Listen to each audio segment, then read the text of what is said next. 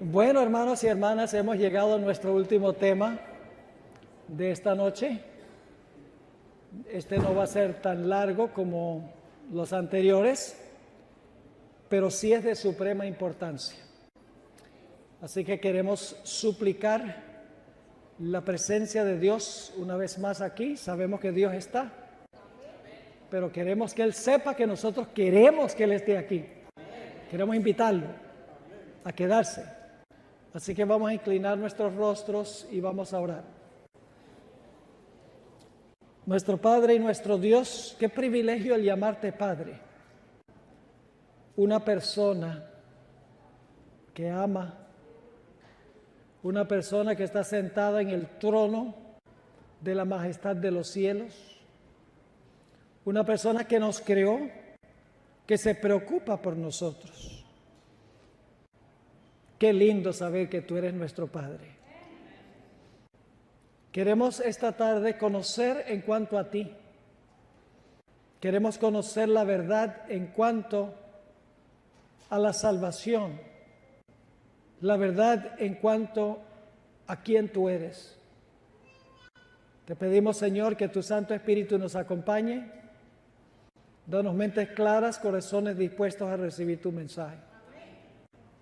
Te doy gracias por todos los que han quedado acá. Te pido que cada uno reciba la bendición que tú tienes. Y te damos gracias, Señor, por escuchar nuestra oración, por responderla, porque te lo pedimos en el nombre de Jesús. Amén. Para entender lo que vamos a hablar en los próximos minutos, es necesario repasar algunas cosas que estudiamos en el tema de anoche. Según hemos visto, Dios es una persona que habita en un lugar específico que se llama cielo. Y hemos visto que Dios es el árbitro que define qué es bueno y qué es malo. Esa definición no viene de mi corazón, no viene de adentro. Es Dios quien define qué es bueno y qué es malo. Ahora, vimos también que Dios es el creador y nosotros somos sus criaturas. Es decir, hay una distinción clara entre Dios y su creación. Dios no es la creación, ni la creación es Dios. La creación nos habla de Dios, pero la creación no es Dios. Dios trasciende su creación, está separado de su creación, está por encima de su creación, está independiente de su creación. No está presente en todas las cosas, porque si estuviera presente en todas las cosas, últimamente sería culpable de nuestras acciones pecaminosas. Ahora vamos a repasar algunas cosas que estudiamos en el tema de anoche. Dios le dio un mandato a Adán y Eva. Esperaba que ellos obedecieran este mandato y de esta manera demostraran su amor para con Dios, porque el amor se demuestra por la obediencia. Los hijos muestran amor para con sus padres, respeto para con sus padres, obedeciéndolos. Y así es que Adán y Eva debían mostrar su gratitud y su amor para con Dios, porque Dios les había manifestado su amor, dándoles todas las bellezas de la creación. Dios colocó en el huerto una distinción entre el bien y el mal. Dios dijo, pueden comer de todos los árboles, eso es bueno. Pero del árbol de la ciencia del bien y el mal no coman, porque eso es malo. Yo defino el bien y el mal, es lo que está diciendo Dios, no ustedes. No les sale de adentro, la definición viene de afuera. El mandato de Dios fue sencillo. El mandato de Dios fue claro, fácil de entender. La prueba fue pequeña, fácil de pasar la prueba. Ahora, yo no sé si ustedes han pensado en esto, pero todos los principios de los 10 mandamientos estaban en ese único mandato. Y ustedes dicen, ¿cómo es eso? Yo pregunto, ¿Eva quiso hacerse Dios? ¿Cuál mandamiento es ese? No tendrás dioses ajenos delante de mí. ¿Quiso Eva idolizarse? Sí. ¿Eva deshonró a su Padre Celestial? La desobediencia es la mayor deshonra. ¿Rechazó Eva a Dios como su creador, creyendo que ella era o podía ser Dios? ¿Trajo Eva la muerte al mundo cuando tentó a Adán? No matarás. ¿Escogió Eva otro esposo espiritual? No cometerás adulterio. ¿Robó Eva? Robó el fruto porque no era de ella.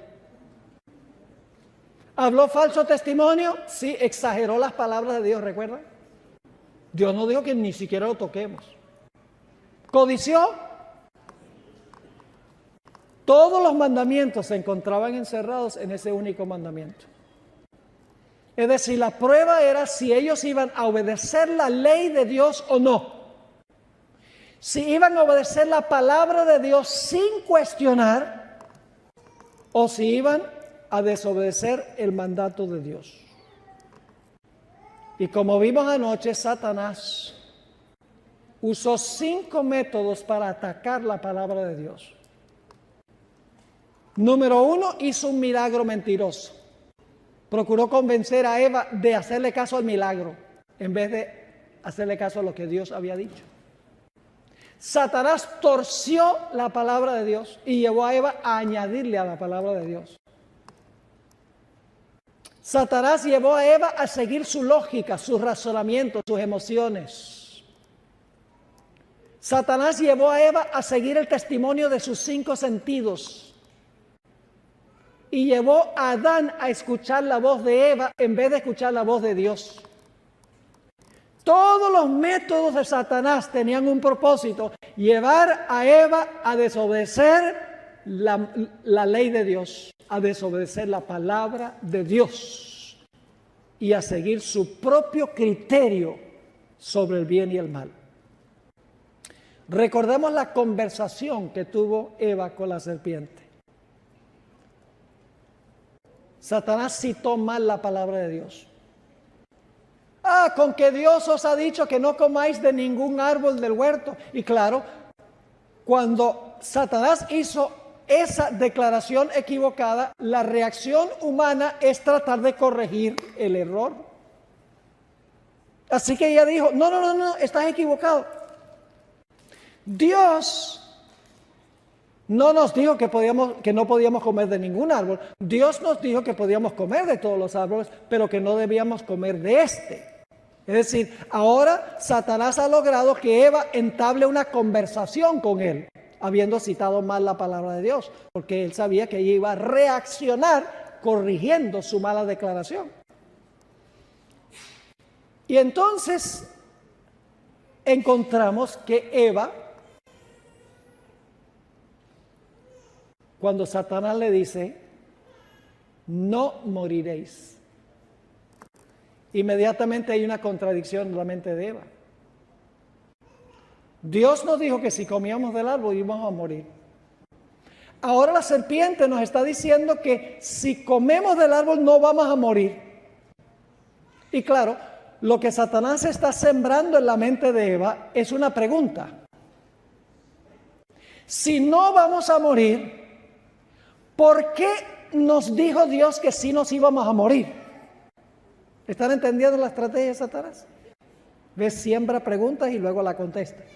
Yo pregunto, ¿Satanás le contestó a la pregunta que le surgió a Eva? ¿Cuál era la pregunta? Entonces, ¿por qué nos mintió? ¿Qué podría Dios tener en mente al mentirnos? Yo quiero saber. Satanás dice, ahora yo te voy a decir. Y ustedes conocen. Dios sabe algo que Él no quiere que ustedes sepan. Dios sabe que si ustedes comen de este árbol, sus ojos van a ser abiertos. Es decir, se le va a abrir el entendimiento. Y van a ser como Dios. Es decir, ustedes van a ser Dios. Y lo que está insinuando es que Dios en algún momento comió del fruto de ese árbol. Y cuando Dios comió del fruto del árbol, cobró los poderes de Dios. Y después que Dios comió del árbol y cobró los poderes de Dios, entonces Él no quería que ningún otro fuera Dios como Él. Y desde ese momento cualquier persona que se aparecía por el árbol le decía, mira, no comas del árbol porque vas a morir. Pero no era porque iban a morir, sino porque iban a ser igual a Él. ¿Están entendiendo el punto? Pero ahora hay un punto que no toqué anoche, que es de crucial importancia y tiene que ver con el tema que vamos a trazar en los próximos minutos. Satanás le dijo a Eva que sería como Dios en un sentido especial. Escuchen bien lo que voy a decir. Seréis como Dios, ¿y cómo termina? Sabiendo el bien y el mal. Lo que Satanás le está diciendo es, Dios quiere que ustedes piensen que Él define lo que es el bien y el mal. Pero si tú comes del fruto del árbol, tú misma vas a tener el entendimiento para distinguir entre el bien y el mal sin que Dios te diga qué es bueno y qué es malo. Es decir, seréis como Dios, sabiendo el bien y el mal. Es decir, tú mismo vas a poder definir lo que es bueno y lo que es malo. Es el mismo argumento que usó Satanás para engañar a los ángeles celestiales. Escuchen esta cita de la hermana White, que viene del Conflicto de los Siglos, página 489. Escuchen bien esto. Reiteró su reclamo de que los ángeles no necesitaban ningún control, sino, ahora escuchen, que debía dejárselos seguir su propia voluntad, que los dirigiría siempre bien. Es decir, no tienen que hacer lo que Dios dice. Ustedes pueden seguir su propia voluntad y su propia voluntad les va a decir que es bueno. Sigue diciendo. Denunció los estatutos divinos como restricción de su libertad y declaró que el objeto que él perseguía era asegurar la abolición de la ley para que libres de esta restricción las huestes del cielo pudiesen alcanzar un grado de existencia más elevado y glorioso. ¿Están captando lo que está diciendo aquí? Satanás dijo, los ángeles no necesitan ningún control externo, no necesitan que Dios le diga esto es bueno y esto es malo, porque esa definición puede salir de adentro. Y yo estoy luchando para librarlos de un Dios que les restringe la libertad diciéndole qué hacer y qué no hacer. Eso les puede salir a ustedes qué se puede hacer y qué no se puede hacer. Estaba diciendo, los ángeles pueden saber por sí mismos lo que es bien y lo que es mal sin que Dios se los diga. ¿Están entendiendo el punto? Ahora, ustedes recuerdan que mencioné que la hermana White usa una terminología bien extraña para describir estas ideas de Kellogg. Voy a leer esas dos citas de nuevo. Testimonios para la Iglesia, tomo 8, página 307. Dice la sierva del Señor: he visto que los resultados de estas ideas fantasiosas con respecto a Dios son la apostasía, el espiritismo y el amor libre. ¿Recuerdan los hippies? Tal vez algunos no recuerdan, pues son mucho más jóvenes. Pero nosotros recordamos, Daniel. Decían, make love, not war. Hagan el amor, no la guerra. ¿Y qué hacían? Despreciaban todas las autoridades. Los policías eran puercos. Lo que decían los padres no valía. Lo que decían los maestros no valía. Lo que decían las autoridades no valía. Decían, vamos a practicar amor libre. Eso es lo que describe la hermana White. Porque nos va a salir a nosotros qué es bueno y qué es malo, sin que nadie nos esté diciendo. A eso se refiere la hermana White, que lleva el panteísmo. Sigue diciendo, he visto que los resultados de estas ideas fantasiosas con respecto a Dios son la apostasía, el espiritismo y el amor libre. La tendencia al amor libre que promueven estas enseñanzas estaba tan bien oculta que era difícil al principio discernir su verdadero carácter. La misma hermana White dice, yo no podía discernir la verdadera naturaleza de esta herejía. Luego dice, hasta que el Señor me hubo presentado el asunto, no sabía ni siquiera cómo llamarlo. Pero he recibido la orden de llamarlo amor espiritual impío. ¿Ustedes creen que esa es la falsificación del amor verdadero?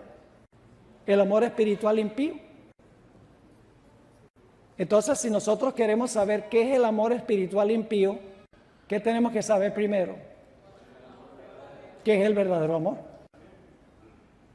¿Les parece? Porque esto, la herejía panteísta, supuestamente la persona es Dios. Usted es igual Dios como yo. Así que lo que usted escoge hacer está perfectamente bien porque usted es Dios. Y lo que yo escojo hacer es perfectamente bien porque yo soy Dios, según el panteísmo. Entonces, no hay tal cosa como el pecado. Y si se le llama pecado, pues ¿quién es el que está pecando? Dios. Se le atribuye el pecado a Dios en el panteísmo.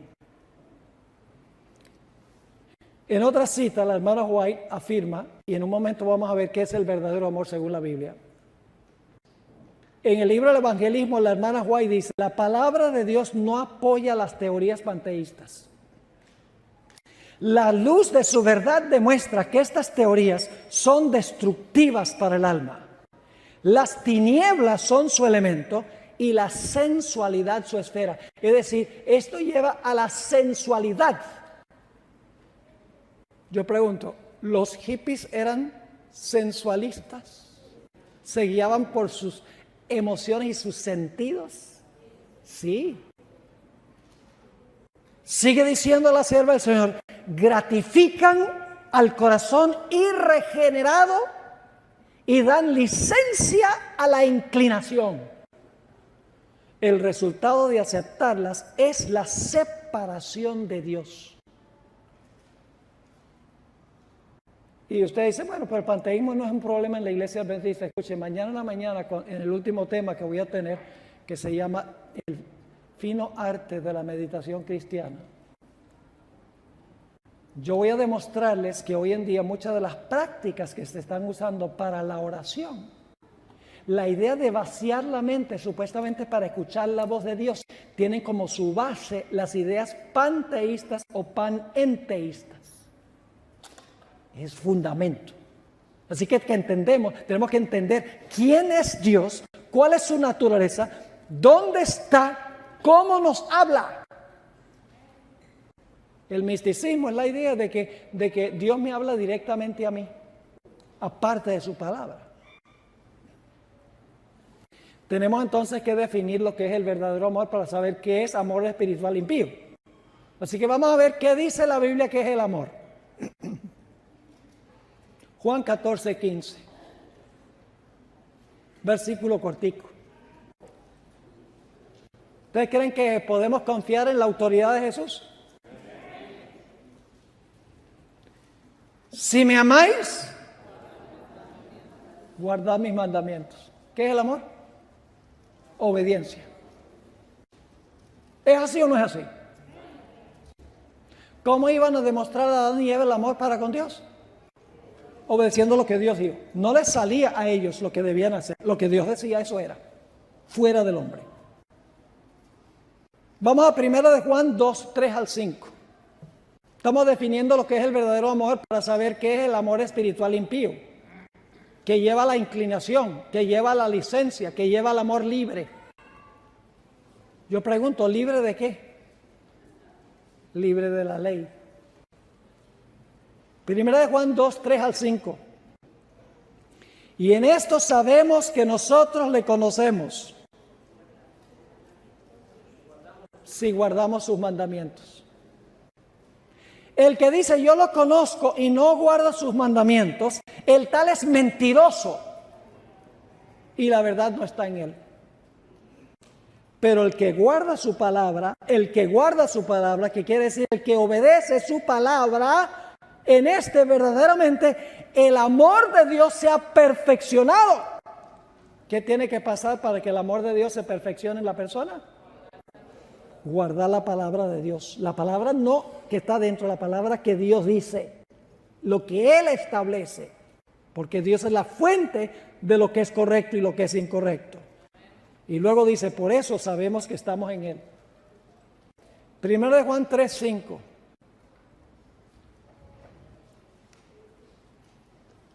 Pues este es el amor de Dios. ¿Qué dice luego? Que guardemos sus mandamientos. Y sus mandamientos no son gravosos. ¿Qué es el amor de Dios? Guardar la ley de Dios. Vamos a Romanos 13. Romanos 13 y el versículo 8 hasta el versículo 10. Romanos 13, 8 al 10. Estamos definiendo lo que es el verdadero amor. El verdadero amor es obedecer lo que Dios dice. Entonces, ¿qué es el falso amor? Es obedecer lo que me sale a mí, mi inclinación. Dice allí en Romanos 13, 10, no debáis a nadie nada, sino el amaros unos a otros, porque el que ama al prójimo ha cumplido la ley. Porque no adulterarás, no matarás, no hurtarás, no dirás falso testimonio, no codiciarás. Se está citando los 10 mandamientos, ¿sí o no? Y cualquier otro mandamiento en esta sentencia se resume: amarás a tu prójimo como a ti mismo. El amor no hace mal al prójimo, así que el cumplimiento de la ley es el amor. ¿Qué es el amor? Obedecer la ley. ¿Cómo hubieran demostrado Adán y Eva el amor? Obedeciendo el mandato de Dios. Pero hoy en día en el mundo cristiano dicen, ustedes los adventistas son legalistas porque dicen que hay que guardar la ley, pero nosotros vivimos es por el amor. Ese es el argumento más ridículo que se podría presentar. Como si hubiese un conflicto entre el amor y la ley. La ley es una ley de amor. Y cuando la obedecemos, no tenemos la tendencia al amor libre. Nuestra tendencia es hacer lo que Dios dice. No el amor libre y regirnos por las inclinaciones de nuestro corazón. Ahora permítame compartir algo con ustedes que está muy cerca de aquí. El pastor Thomas Mostert. ¿Saben quién es Thomas Mostert? El que fue presidente de esta unión antes del presidente que está ahora. Fue presidente de la Unión del Pacífico por muchísimos años. Durante la mayor parte de esos años que fue presidente de esta unión, yo tuve una conversación personal con Mostert porque visitó mi iglesia en Fresno antes de jubilarse, poco antes de jubilarse. Él testificó que animaba a los pastores jóvenes de esta unión a que fueran a recibir su instrucción de cómo sembrar grandes iglesias a lugares como Willow Creek, la Catedral de Cristal, Saddleback, la iglesia de Rick Warren, y Fuller Theological Seminary. Yo mandaba a los jóvenes pastores allá para que aprendieran cómo sembrar y crecer la iglesia. Pero me dijo, fue uno de los errores de mi presidencia, haberlos mandado allí. Y escribió un libro que se llama Herejía Oculta Hidden Heresy. Y un subtítulo de pregunta que dice, ¿está invadiendo el espiritismo a las iglesias adventistas de hoy? Eso lo escribió el presidente de esta unión. El libro fue un hit. Todos los presidentes de esta unión apoyaron el libro. Se publicaron centenares de miles que se distribuyeron en todos los Estados Unidos. Le dieron el visto bueno con gran entusiasmo a ese libro. Ahora, en ese libro el pastor Mostert muestra cómo las iglesias protestantes de hoy en día en los Estados Unidos lo que hacen es ocultar la ley de Dios y atacar la ley de Dios, que es una de las características principales del espiritismo. Quiero leerles dos citas que él usa en su libro. La primera está en la página 545, 545 del Conflicto de los Siglos. Se está citando esta obra. Está hablando del espiritismo. Y dice lo siguiente: es cierto que el espiritismo está cambiando actualmente su apariencia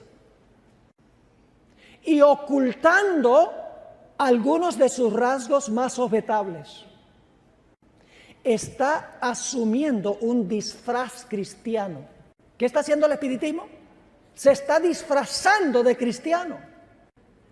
Pero sus declaraciones hechas desde la plataforma y en la prensa han sido conocidas por el público desde hace muchos años, y en estas revelan su carácter verdadero. Estas enseñanzas no pueden ser negadas ni encubiertas. Es decir, el espiritismo tradicional no se puede esconder qué significa, pero hoy en día está tratando de disfrazarse el espiritismo.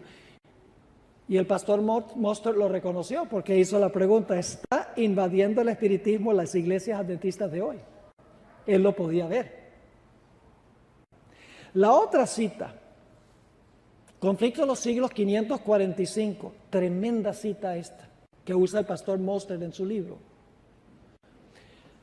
Aún en su forma actual, lejos de ser más tolerable que antes, el espiritismo es en realidad más peligroso que anteriormente. ¿Qué es el espiritismo hoy? ¿Más qué? Más peligroso que antes. ¿Por qué razón?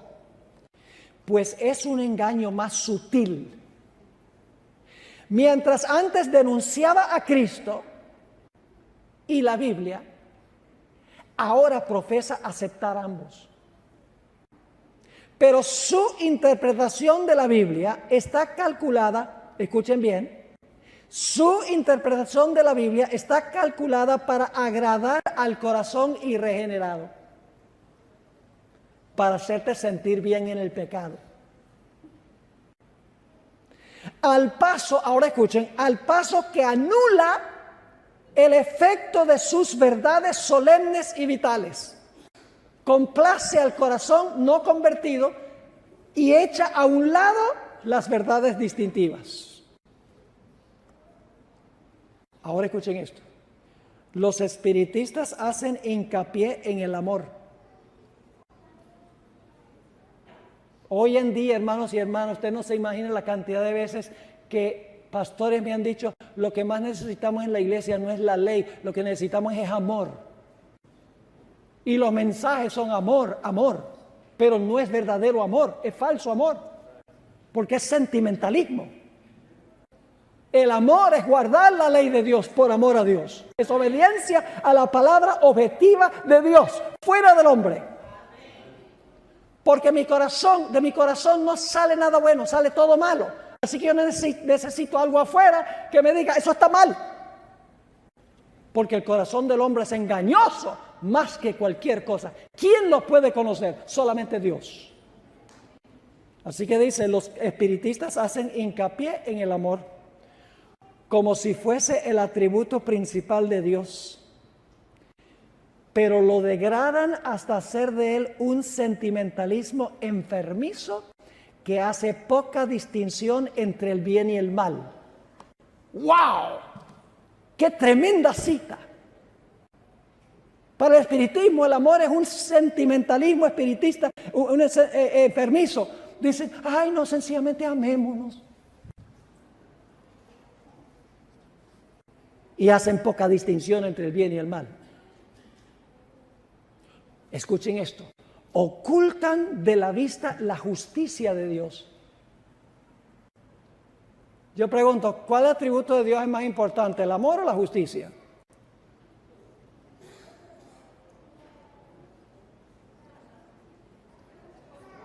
Oh, el amor, claro.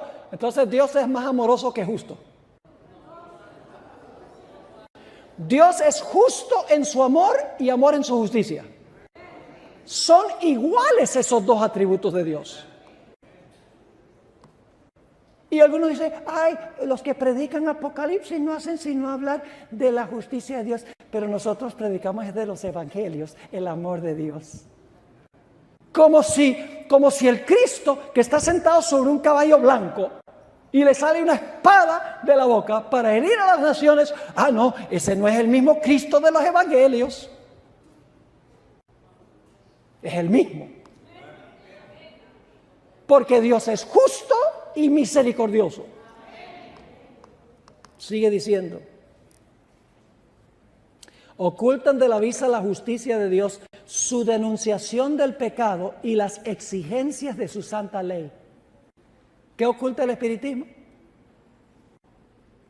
Las exigencias de la ley, la distinción entre el bien y el mal, la denunciación del pecado.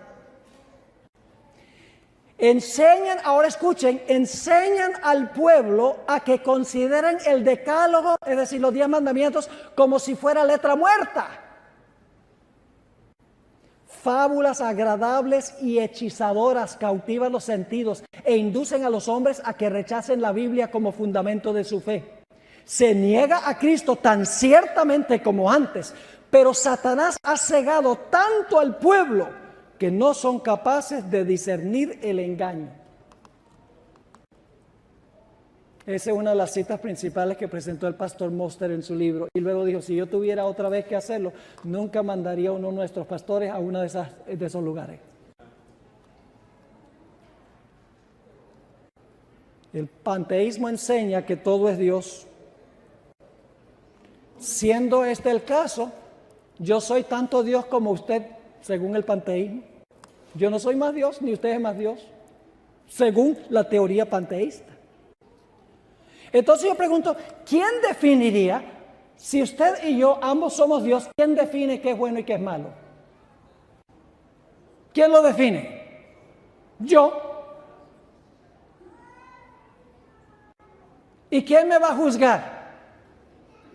Yo. ¿Me están entendiendo las implicaciones de esto? Lo que Satanás le estaba diciendo a Eva y le dice a todos los que están metidos en esta situación hoy en día es que no necesitas que Dios te diga lo que es bueno y lo que es malo. Si comes del árbol, tú serás tanto Dios como Él y podrás definir por ti mismo o por ti misma lo que es bueno y lo que es malo. Vamos a dar un ejemplo ahora para que lo puedan entender. Los que tienen hijos en las escuelas públicas van a poder identificarse con esta declaración que voy a hacer ahora. Y déjenme decirles que mandar a los hijos a las escuelas públicas es algo supremamente peligroso hoy en día. Por eso es que muchos padres están practicando homeschool. Porque las escuelas públicas, su psicología se basa completamente sobre la idea de la nueva era, el panteísmo. Y le voy a explicar cómo.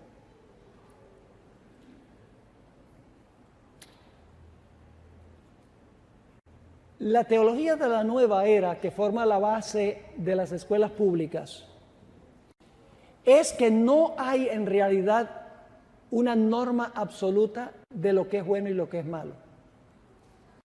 La idea es que los jóvenes ya tienen esos valores internamente grabados. Y lo que hay que ayudar a los jóvenes es ayudarlos a aclarar y descubrir esos valores que ya tienen por dentro.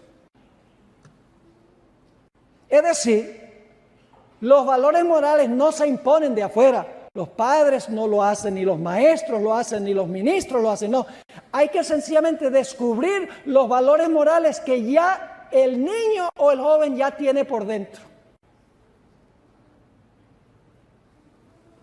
Es decir, la psicología secular enseña que los valores de una persona no deben ser impuestos desde afuera. Por la Biblia, por los padres, por los maestros, por los pastores, por las autoridades, sino que debemos ayudar a los jóvenes a descubrir sus propios valores que ya tienen inculcados. Por ejemplo, si los padres le dicen a su hijo, el sexo antes del matrimonio es pecado, el hijo, según las escuelas públicas, podría responder perfectamente, esa es su estimación y son sus valores, pero no son los míos. No me obliguen a vivir de acuerdo a las normas morales de ustedes. Si un pastor predica un sermón de que la Biblia condena el estilo de vida gay, una persona que practica esa conducta puede venir y decirle al pastor, pastor, esa es la norma suya, pero la norma suya no necesariamente es la mía. Permítame leerles una cita de un libro que se llama A Crash Course on the New Age, página 119. Yo traduje esta cita. Escuchen esto. La nueva era apoya un sinfín de derechos. La nueva era apoya un sinfín de derechos. Derechos humanos, derechos civiles, derechos de las mujeres, derechos de los gays. Este apoyo se puede trazar a la creencia en y el valor de la autonomía o la soberanía del yo. Es decir, si todos somos igualmente divinos, entonces cada uno tenemos el derecho de seguir nuestro propio curso sin ninguna interferencia externa, con tal que no estorbemos el mismo derecho que tienen los demás. ¡Wow! La consecuencia es que la mayoría de las personas afirmarían, por ejemplo, que no se debe pasar ninguna ley que prohíba el aborto o la homosexualidad, siendo que la gente tiene derecho de hacer lo que les plazca con sus propios cuerpos. Eso es lo que sucede cuando la ética se determina de adentro y no de lo que dice Dios en su palabra. En cortas cuentas, mis hermanos y hermanas, la nueva era que se ha infiltrado inclusive práctica a la iglesia adventista es que si yo soy Dios y tú eres igualmente Dios, entonces cada uno tenemos derecho de vivir de acuerdo a nuestro propio sistema moral interno. Es decir, lo bueno y lo malo no se determina por lo que Dios dice en su palabra, fuera del hombre, sino que se determina por dentro. Es decir, las decisiones son antropocéntricas. La homosexualidad puede ser mala para una persona, pero puede ser buena para otra. Y ambos tienen razón, porque según el panteísmo, ambos son Dios. No hay duda, hermanos y hermanas, que en este modo de pensar, la idea de un Dios personal que vive en un lugar específico que se llama cielo. Comenzó un juicio investigador en 1844 en ese lugar para juzgar a los seres humanos. No hay cabida para eso. Porque si una persona es Dios, esa persona misma se va a juzgar. Y saben, una teoría relacionada con este panteísmo es que el panteísmo es una teoría evolucionista. ¿Saben por qué razón es que los científicos defienden tan acérrimamente la evolución? Escuchen bien, porque si nosotros somos el producto de la evolución y no creados por un Dios personal, entonces no tendremos que rendirle cuentas en un juicio a Dios. No quieren comparecer ante el tribunal de Dios. Y por eso dicen, no un Dios personal no me creó a mí, yo no soy responsable ante Él, yo vine de un mono. Y yo lo que les digo, mire, si tú quieres venir del jardín zoológico, ese es tu derecho, pero yo vine del jardín del Edén.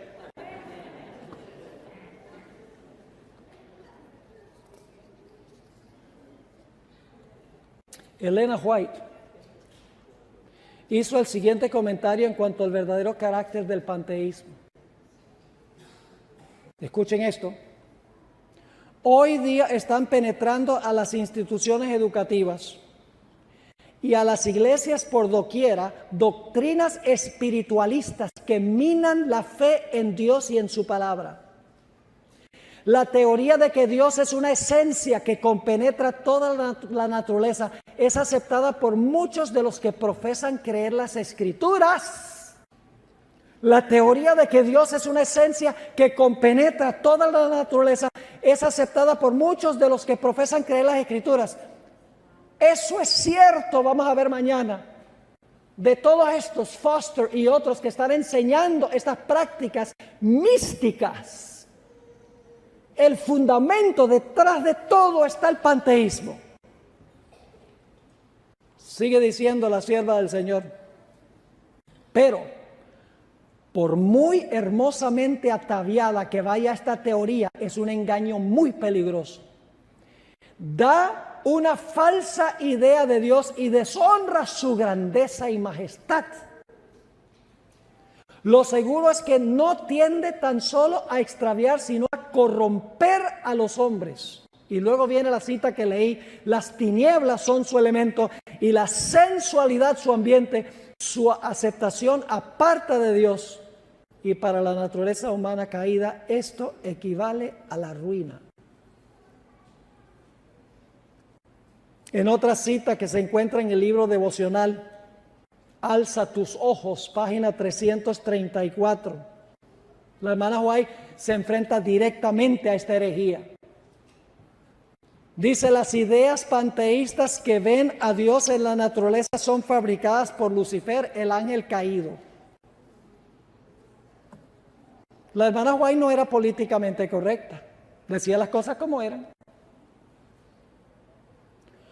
Ahora escuchen, lo extraño es que estas ideas han sido aceptadas por tantos como una verdad bella. Pero lo que piensan ser luz los llevará a densa oscuridad. El dar gloria a Dios es un rasgo distintivo de la experiencia de los adventistas del séptimo día. Cuando damos gloria a los agentes humanos, porque creemos que son Dios, tenemos una confianza ilimitada en el hombre, hablando de la excelencia que suponemos que posee. Adoramos lo que no sabemos. Sea exaltado Dios, que los descarriados y débiles seres humanos se humillen ante Él. He tenido mucho que decir acerca de la gloria de Dios tal como se ve en sus obras creadas. Pero nunca, dice la hermana White, he dejado la impresión de que nuestro Dios omnipotente, que gobierna y llena completamente los cielos, se pueda encontrar en una flor, en una hoja o en un árbol. Lo que he dicho acerca de las obras de Dios en la naturaleza tenía la intención de conducir la mente para mostrar que toda la gloria debe ser dada a aquel que gobierna los cielos y controla todas las cosas en el cielo y en la tierra. Por eso digo que el panteísmo y todas estas ideas son un ataque directo contra la santificación. La santificación es perfecta armonía con la voluntad de Dios, como se haya trazado en su palabra. Cuando nuestra norma del bien y el mal se basa en lo que dicen nuestros corazones, en lo que dice la razón, en lo que dicen las emociones, en lo que dicen las impresiones, en lo que dicen las intuiciones, lo que dicen nuestros sentidos, eso es falso amor. Lo que la hermana White denominó amor espiritual impío.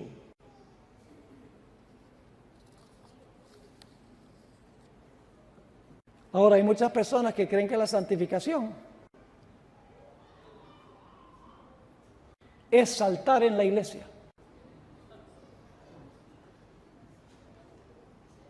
y hablar en lengua y levantar las manos y emocionarse. Dice, eso es señal de santidad, dicen. Tal vez no ocurre todo esto en la iglesia adventista todavía. Pero fíjense lo que dice la sierva del Señor. No es una evidencia concluyente que un hombre sea cristiano porque manifiesta éxtasis espiritual en circunstancias extraordinarias. La santidad no es arrobamiento, es una entrega completa a la voluntad de Dios. El panteísmo niega radicalmente eso. Es vivir de toda palabra que sale de la boca de Dios.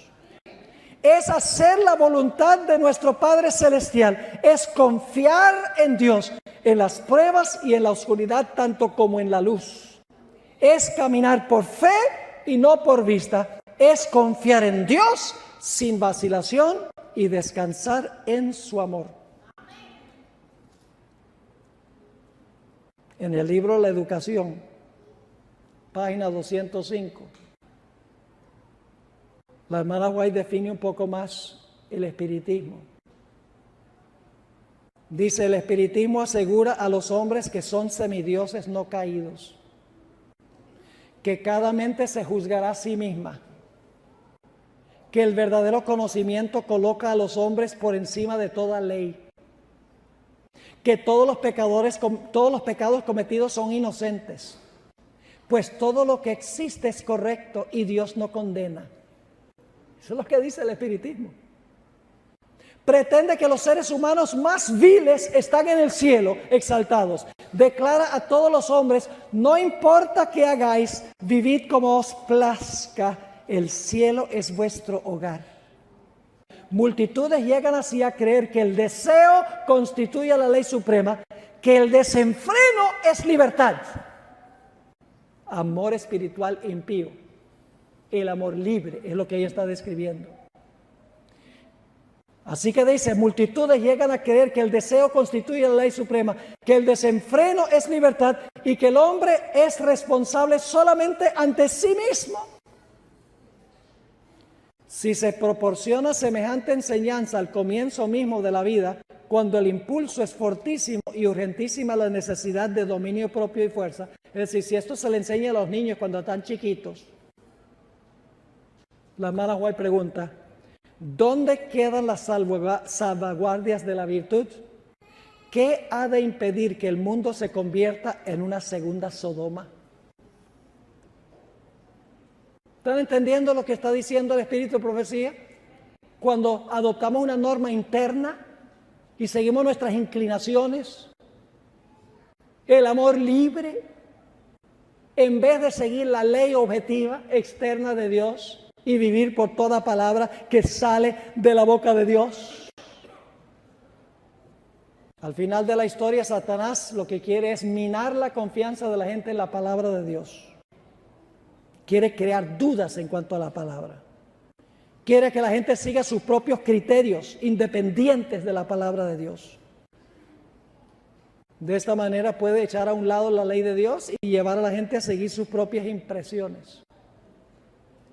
Por eso la Biblia dice que va a abundar la transgresión de la ley y por lo tanto el amor de muchos se resfriará. ¿Han leído ahí en Mateo 24:12 donde dice que por causa de la iniquidad el amor de muchos se resfriará? ¿Saben qué palabra esa es iniquidad? Esa no es una buena traducción. Es la palabra anomías.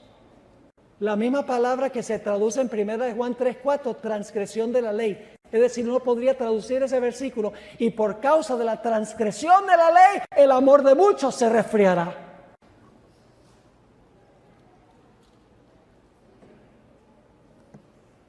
Tomemos el caso de Saúl, para que vean la relación entre la desobediencia a la palabra de Dios y el espiritismo. Dios le había dicho a Saúl, mira Saúl, tú no ofrezcas ningún sacrificio hasta que yo llegue. Eso le dijo Samuel a Saúl. Esa era la palabra de Jehová. Pero pasó el tiempo y no llegaba Samuel para ofrecer el sacrificio, para pedir la bendición de Dios. en la lucha que iba a tener Israel con los filisteos. Y como resultado, los soldados de Israel estaban desertando, porque los filisteos eran muchos. Dice, si no se ofrece el sacrificio para pedir la bendición de Dios, estamos perdidos. Empezaron a desertar. Entonces Saúl dice, ¿quién sabe qué le pasó a Samuel? Yo voy a tener que ofrecer el sacrificio. Y dice la Biblia que Saúl, con buenas intenciones. ¿Saben que al tiempo del fin no podemos ni siquiera confiar en nuestro sentido común? ¿Qué? ¿No podemos confiar en el sentido común? No siempre. ¿Qué hubiera pasado si Abraham hubiera dependido sobre su sentido común cuando Dios le dijo que sacrificara a su hijo? El sentido común dice que Dios dice no matarás. Punto final. Pero él no siguió su sentido común, siguió lo que Dios dijo. Y cuando Saúl acaba de ofrecer el sacrificio, se aparece Samuel. Y Samuel le habló las siguientes palabras a Saúl, para que vean la relación entre hacer lo que nosotros queremos en desobediencia de lo que Dios dice. Eso lleva al espiritismo. Se encuentra en 1 Samuel 15, 22 y 23. Porque Saúl da una excusa. Él dice, bueno, se me estaban yendo los ejércitos y la situación exigía que yo hiciera eso. Y Samuel le dijo, se complace Jehová tanto en los holocaustos y víctimas como en que se obedezca las palabras de Jehová. Ciertamente el obedecer es mejor que los sacrificios y el prestar atención que la grosura de los carneros. Y luego viene esta declaración. Porque como pecado de adivinación, una mejor traducción sería brujería. Porque el pecado de brujería es la rebelión. Y como ídolos e idolatría, la obstinación. Por cuanto desechaste la palabra de Jehová, Él también te ha desechado para que no seas rey.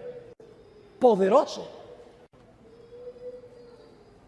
Y mis hermanos y hermanas, la formación espiritual, la oración contemplativa, la música cristiana contemporánea, rock, el One Project, son miembros todos de una misma familia. Ahora yo doy gracias a Dios, ya para terminar, que Dios nos ha dado una protección. No solo la Biblia, sino el espíritu de profecía. Gracias a Dios por el espíritu de profecía. Si no hubiera sido por el espíritu de profecía, esta iglesia no existiría hoy. Porque la iglesia fue protegida de múltiples herejías en el pasado. La iglesia se hubiera desbandado, se hubiera desbaratado. Pero por el don de profecía, la iglesia se ha mantenido junta. ¿Y saben lo que es más interesante? Uno de los lugares a donde más se ataca el espíritu de profecía es en Loma Linda, a donde la hermana White escogió y consiguió el lugar para el sanatorio de Loma Linda. Qué triste. Quiero leerles unas citas para terminar del espíritu de profecía sobre la importancia de este don que Dios ha dado a la iglesia. Tenemos que desempolvar los libros rojos. Hay que sacarlos y hay que leerlos. Y asimilarlos y practicarlos. Un par de estas citas ya las leí en Mensajes Selectos, tomo 1, página 55. La sierva de Dios dice, se encenderá un odio satánico contra los testimonios. Eso lo estamos viendo. La obra de Satanás será perturbar la fe de las iglesias en ellas por esta razón. Ahora va a querer perturbar la fe de la iglesia en el espíritu de profecía y hay una razón. ¿Cuál es la razón? Satanás no puede disponer de una senda tan clara para introducir sus engaños y atar a las almas con sus errores si se obedecen las amonestaciones y reproches del Espíritu de Dios.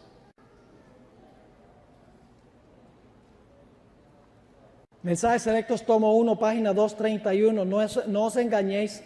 Muchos se apartarán de la fe prestando atención a espíritus engañadores y a doctrinas de demonios. Tenemos ahora delante de nosotros el alfa de este peligro. La omega será de una naturaleza asombrosísima. La estamos viendo hoy en día. Todas las características están ahí. Quiero terminar leyendo una cita muy extraordinaria. Muchas de estas personas que están enseñando esto son muy persuasivos. Lo que dicen parece tener sentido y lógica. ¿Quién no quiere que se hable del amor? ¿Quién no quiere que se hable de la necesidad de ayudar a los necesitados? ¿Quién no va a querer reunirse para leer la Biblia? Cosa buena. Pero muchas de las cosas que dicen pasan inadvertidas. En esta cita que voy a leer, la hermana White, Dios le dio una visión donde estaba dando una charla el doctor Kellogg.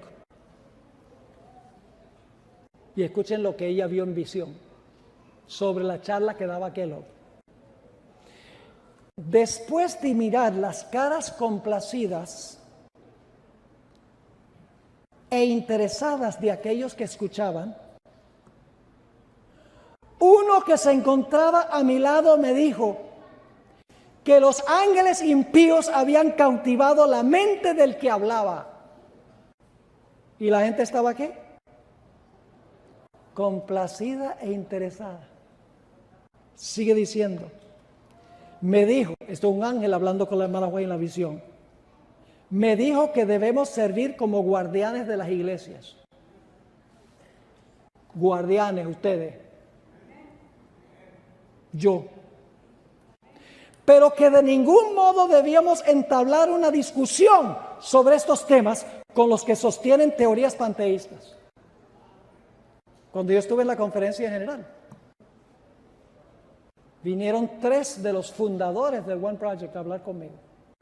Dijeron, venga, vamos a dialogar sobre este asunto. Yo le dije, no. Puede sonar muy drástico, decir, wow. Le hice alguna pregunta, ¿qué clase de música usan? Bueno, usan música contemporánea con tambores y eso. Bueno, sí. Le hice varias preguntas. Rehusé a hablar con ellos. La hermana White dice que no se debe hacer. Porque no están levantando en alto el mensaje de la iglesia adventista, el mensaje distintivo para esta época.